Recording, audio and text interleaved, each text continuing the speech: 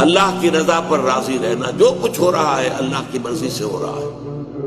ہمارے والد صاحب ایک واقعہ سنایا کرتے تھے، ایک تھے اللہ کے بندے ولی اللہ صوفی عبدالصمد خان صاحب، جنہیں حضور جی کہا جاتا تھا۔ ان کے 2 جوان بیٹے تھے، ایک ہی دن میں دونوں فوت، انتہائی خوبصورت۔ یہ پٹھان تھے کیبل پور کے علاقے کے، 2 جوان بیٹے، اور ایک دن میں دونوں بچے ختم۔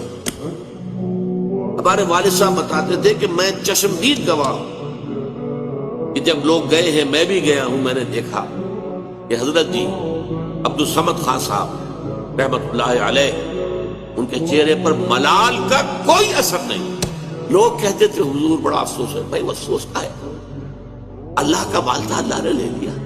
اللہ کچھ دے دے تو اترایا نہ کرو، کچھ چھین لے تو افسوس نہ کیا کرو۔